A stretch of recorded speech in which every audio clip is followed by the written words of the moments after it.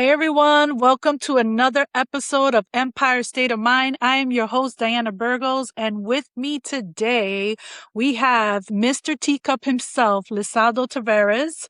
Welcome, Luis. He goes by Luis, Teacup. I don't know what else you go by. Teacup, but thank you, Diana, for having me on your platform. I really appreciate it. Yeah, of course, man. I mean, I've been wanting to connect with you. And so how I learned about you was through Alexander the Great. So shout out to Alexander. I think we met in one of his tours in New York City and Brooklyn, and you were part of his panel.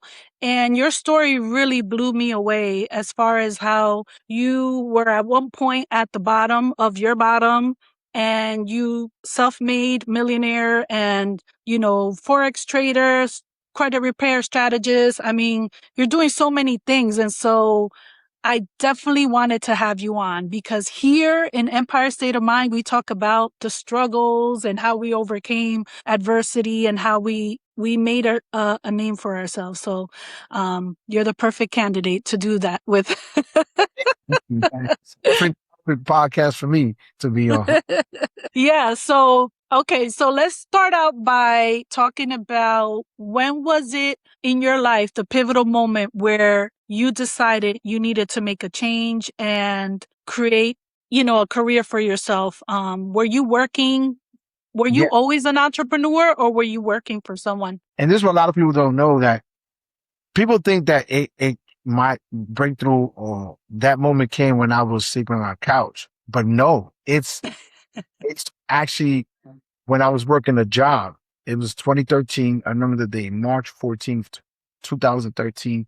I was making 140,000 a year for like 10 years. One day, they called me to the office and they said, "Hey, listen, another company bought our company out." I was a subcontractor for the gas company in New York City, National Grid, Keyspan, whatever the name they had at that time. And I remember the new ownership said, "Hey, listen, we're going to pay you $20 an hour." And I said, $20 an hour, that's like 38,000. I'm making 140,000 by life. I had a house on the mountain with my two kids. And their lifestyle isn't for 38,000. I've been making 140,000 for the last 10 years. And then I remember these words, and it's still vividly, I still remember these words. He said, "Well, listen, I'm sorry, but take it or leave it." Mm. And I remember driving back home that day, and I had an empty feeling. And I said, today will be the last day that my life is in somebody else's hands. Mm. And, for most people that know my story about me being homeless from 2015, they think it's that was the defining moment. No, it was that I said, I will never have my life in somebody else's hands.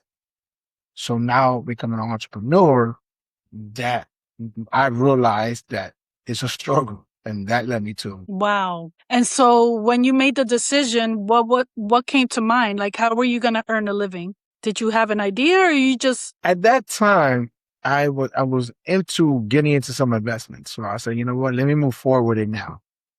So I moved forward with the investments. Now, it didn't work out, obviously, but I had some stuff lined up. So I said, let me get into it now. Let me just invest and see where it takes me. But I knew from that day that I couldn't work for somebody else as far as, long term, We always work for somebody some way, somehow, in a way, but I just knew that. Yeah. And it was that cap that they were giving you. You were like, no. The reality of, well, today you could make this, but now tomorrow we can pay you this. And it's not easy for a person, because when a person works a job, they normally know, unless it's the commissions, they normally know what they're going to make, right or wrong. So they base their life off, they know their income already. They know what they're going to make every 2 weeks or every week when they get paid. So they base their lifestyle or even their bills or what they're going to get an apartment, a place to live from that income. So when you go all of a sudden and say, I'm going to slash your income by 65%, I mean, my life was tailored to that income. My bills was for that income. If I was making 38,000 a year, I wouldn't have the same bill that I had when I'm making 140 because obviously my lifestyle is going to be tailored to that income. So when they can just go and say, hey, well, you was making this income, but now we need to cut it. It's like, wow, you can do that to me. And I have a family, but again, it's business and they're not going to care about you have a family. They're bottom line. Right, right. And so you took a risk and tell us about that. Tell us about that journey. How was it like? Well, two things I realized. I bought a debt collection company, right? I don't know. I don't know if this happens now, but in those days, people will call you, hey, you owe American Express. So we took over the payment. You just got to pay us half. And we started a payment plan. And I realized you don't like to pay the debt, even if you cut it down in half. So I bought $1 million worth of debt. And then I invested into I was early. I had my own hookah pens, but this is 2013. Did it maybe in 2015, 2016, I would have been a billionaire right now. Because I was one of the first to have hookah pens. But nobody at that time was really like they are now. Okay. So I lost the rest of my money in that investment, getting in the hookah pens made, patented, sent from China. I just lost a lot of money. So yeah, those are the two businesses that I went into. But I always say if I would have been 2 years later, I would have been a billionaire right now. What kept you going? I mean, what keeps you going? Obviously, you've learned a lot. You've pivoted so many times. So what keeps you going? What kept me going at that time was my daughters. That kept me going. Obviously, I feel like I always say if I didn't have my daughters from the years of 2015 to 2017, I probably would have committed suicide. I'm so serious because there was times that I was so depressed because I fell from such a high to such a low so fast. It wasn't like okay, it was 2 or 3 years happened. No, it happened like one day to another. Wow. And I was fighting depression for 2 years. And Okay. in those 2 years, like a lot of times sleeping on the bus from Florida to Vegas. I haven't taken a shower in 3 or 4 days because, when you're taking those I will take those long bus rides just so I can have somewhere to sleep at night. So I don't sleep outside. So in those times, I would just think to myself, man, I should just say if I didn't have my daughters, I don't think I'll be here today, honestly. Wow. Wow. And so was there like a spiritual aspect? Like, are you, deep in your faith? Like, do you have a strong faith? I believe in God. I mean, I'm not gonna say I go to church every Sunday because I don't. Okay. And I should be more involved with God. But I did have faith. See, because I always tell people, like, I didn't go off of manifestation of, I just went with faith. Sometimes you just gotta have Hmm. faith. That's all you have. Right. So you don't have nothing else but faith. I went off that. And I think the biggest thing and I don't know if I said this when I first went that. So everybody I feel like does this when things are happening. That's like Right. the thing people like to ask God. And I think asking God why me kept putting me into depression. Person, why me? Why me? And then that kept, but I realized, I think when I stopped saying, God, why me? And I started telling God, I understand why it's me. I think that's where my perspective changed and everything started changing for me, honestly. Yeah, I mean, it's going from victimhood to knowing that you are the creator of your life, right? And with him, you can create your own destiny however you will, but you have to get out of that victim mentality because the tests were brought to you for you to expand and grow and learn from them. It wasn't to punish you. No, But it doesn't feel like that way when you're going through it. You're like, shit, this sucks. no, it's true. At the moment, you feel like it's like everybody's against you or like everything is against you, So Right. Yeah, I've learned for me personally, I've been working for myself the last 2.5 years. And so I realized the reason why I asked that is because I realize it's a spiritual journey too. Entrepreneurship is like you have to have an element of some kind of faith beyond logic to be able to move forward or keep going, So if you don't have that element, I don't think it's sustainable, just based on what you see. Like we look for results to move forward. Oh, let me see if I could calculate my risk and, But the truth of the matter is, none of us know how it's going to unfold. We just have to trust, right, in the process. And so, You got to grow faith. That's what I say. Sometimes all you have, but everything's going wrong and things don't look good or things ain't working out. All you have is faith. That's all you, because people act like, what kept you going? They're my daughters, but also just, I just want faith. I could do yeah, it. You know? yeah. So tell us about your forex trading. I know that you do a program, right? You teach students Yeah. how to trade. What is the Teacup strategy, and when was it created? The Teacup strategy is a strategy in the markets, in the forex market, but you can use it with any markets, whether you're doing stocks, options. It doesn't matter. The Teacup strategy is there in any chart, anything that you trade. And it came about in 2017. I created in 2017 as I was learning how to trade. You know, I created because I kept seeing a pattern in the market and on the charts. And every time I will press a buy, it will do the opposite. So I kept seeing a certain pattern that looked like a teacup. Every time I will Mhm. enter for it to keep going up, at that point, always it will go down. And I was like, man, it's off tea every morning. I'm like, man, it looks like a cup, like a cup, right in the charts. And I was like, man, what should I name it? And then I just, every morning tea, I'm like, teacup. Oh, tea is a cup. And tea, perfect. And it was just, that name just, I don't know, it was just the perfect name. It came and it was a perfect. Yeah, that is a And then perfect name. and it's kind of helped me too, because like, it's either when it comes to even social media, it's like, hey, teacup is either you know me or you don't.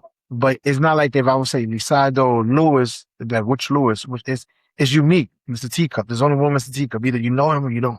There's nobody else with that name. Yeah. It's Did you fine. trademark it? Yeah, I trademark. Okay, you have to help me how to trademark stuff because that is a unique name. I love it. Yeah. And so like, how do you help people with investing? Like, do you get all walks of life and people that are in different positions in their life, or do you need to know anything about forex and investing to get started with you, to work with you? Well, I mean, there's people that I've taught that have no knowledge of forex, right? Right. Like, who's that person?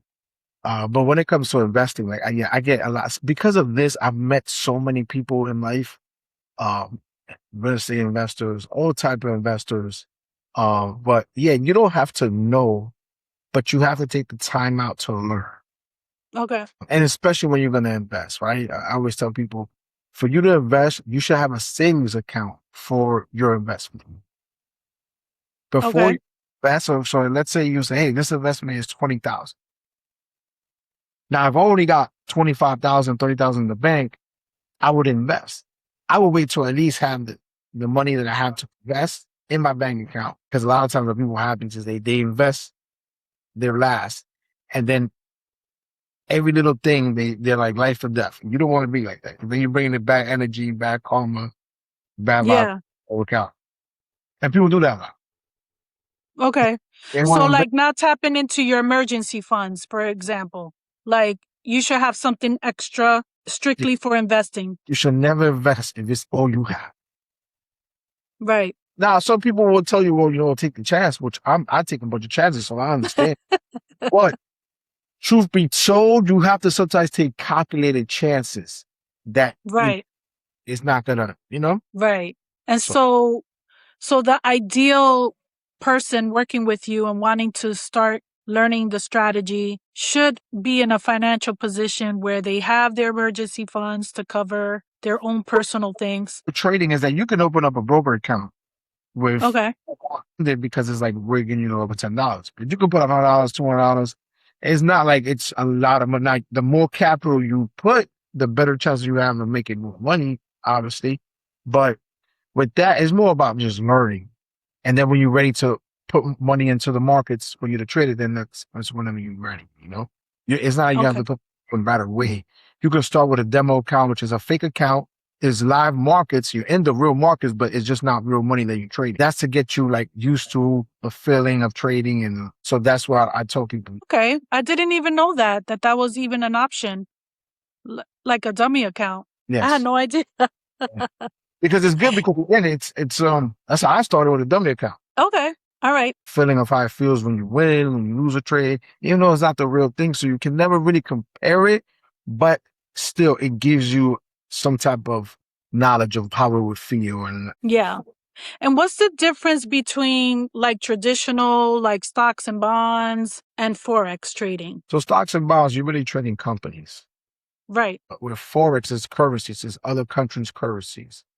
So you Oh, okay. then the pound, the dollar, the New Zealand dollar, the Canadian dollar, so the euro. So you're trading different currencies against each other. So let's say I'm trading the yen currency versus the United States dollar. So when I'm looking at the charts, I'm looking for different options for me to buy or sell. If I think that if I think the trend is going down and the dollar is the one on the side of it going down, I'm going with the dollar. If the yen is on the left hand side, that means you want to buy. So it's just trading different currencies against each other. Okay. All Yeah. right. You know, I've never dabbled into that. So that's why I wanted to have you on. Yeah. Thanks for having. Yeah. That's pretty cool. So, how long does it take, you would think, for one to learn this type of trading and, investing? It's all one's learning curve, honestly. In the time you put in, again, the more time you put in to learn and study, the faster you're learning. Now, if you have only 2 or 3 hours in a week to put into it, it's only so much you're going to learn in such a small amount of time. So it just depends on the person. Yeah. Okay. Yeah. And you saying you've been doing it since 2017? See, towards the end of 2015, I want to say. Yeah. Yeah. Okay. And were you able, is this all you do, or do you have other, I know you have a restaurant, Yes. right? Do you have other businesses? I have other businesses. I have more restaurants, but what I do right now is a lot of stuff involved in this space of trading, Okay. consulting for trades. So I have different things, but a lot of it does pertain to trading. Right. Right. And with credit, obviously, I have my own credit company fixing credit. Okay. So I would assume if you're in a position where your money's not really right, your credit is not really right, they could still work with you because you can help them with the credit part. Yeah, yeah. But this is what I say: like the most important thing, and what people don't understand, I think they don't really realize how important it is. Let's say you don't have money, but your credit is good. That can give you access to capital. Mm-hmm. So the credit is the most important thing in life because the credit can help you get access to capital for you to make some necessary moves or investments for you to, get to a better position. Now, if you don't have capital and then you have bad credit, it's hard. So Right. for some people, the most important thing in life is credit. And I try to stress it to our community because sometimes our community doesn't understand, or for some reason they get to have cash, but if you don't have credit, man, it makes life. Yeah. That emergency when you need a little extra support, credit cards come in handy, So you know? in this day and age where everything's so expensive, so let's say you don't get paid until another week and you don't have cash, but if you have credit cards, you can use that as basically cash. So that's why having credit is really. Yeah. And I think, like, for me, my relationship with money has changed. I think I was very nervous and very reactive. Had a very scarce mindset around money. But once I started going into the financial field, I worked for an insurance company for some time, and I started learning the back end on how to build wealth and how to be financially stable, and I started learning all these concepts. I'm like, wait a minute. I'm like, it really isn't that hard. It's just a decision that you have to make. Like, do you want Yeah. to be in this position or not? So, and take it from there and just be open to learning different strategies and different, being open minded to a different way of thinking. But the money is out there. Like, my mom to this day complains, ay, que el mundo se va a acabar, que no hay comida, que no hay this. And I'm like, Mom, 10 blocks down the road, there are people having, yacht parties and, I had lunch with millionaires just the other day, I'm like, they're out there. What's your nationality? Puerto Rican. Our parents are older, so their mentality is just, that's how just they think. That's how they think. And I'm like, Mom, in your world, there's a lot of scarcity, pero there's a whole nother world out there of And people that are very abundantly And they're off. not so what we're probably with social media. So they might have a Facebook, but their social media, they're not too privy to it. So it's like for them, they don't see what we see. You know, Right. they're not looking. And another thing is they don't at their age, they're not looking for what we're looking. They're not. They're not They're looking set in for. their ways. They're not looking for. They're not. All they already stuck in their ways and their mind and how they grew up and what they were accustomed to. So it's like in program too. So it's like they can't see it. They can't Yeah. see it. You know. Yeah, I mean, I started just venturing out, doing different things, as being, self-employed, you do a lot of networking. And so that's how I came across different people. And I started, looking at things like, oh, okay, all right. Like I went to school, I have my master's and, I have a professional, career for 18 years. I worked for the state, but I decided to leave all that and just create something for myself. And it's been a journey. It's been ups and downs for sure. But I think what I enjoy most is meeting other people and how they make it happen for themselves. I think that's the cool part about it, right? I'm gonna tell you something, and this is me being honest. Being an entrepreneur, right, is the hardest thing you can be in life because you don't know when your next big payday is coming, if it's coming. And even if you get one, is it going to be stay consistent? It's Right. hard. The hardest job is to be an entrepreneur. It's easy to work on 9 to 5 because you know what you're going to get. You can just to what you know you're going to make. But being an entrepreneur is the hardest thing in life because you don't know. You really don't know what you're going to make. You don't know when you're going to make it. You can have one good month, 3 bad months, and another good month. And then that good month you're making up for the other 3 months that you didn't do anything and nothing came in. So Right. I just feel like being an entrepreneur right now is like the hardest thing. Yeah. It's just Yeah. It hardest. definitely is. I describe it as jumping off a hill, a ledge, with a closed parachute and trying to open it on your way down. That's how I describe entrepreneurship. No, that's what it is. That's what it is. Figuring it out as you're freaking falling. What? And the thing that people don't understand is that, yeah, most people with jobs are actually doing better than entrepreneurs. What do you mean? What did you say? Can you repeat that? Most people that have jobs are doing way better than entrepreneurs, Why do you say that? honestly. Because again, because of the climate, the entrepreneurship is up and down. Right. So it is not what people think it is. Right. Right. It's not Uh, all the glory, glitz, and glamour. Yeah. Social media has you thinking that. Right. Social media has you thinking that, but it's not that. It's just not. Right.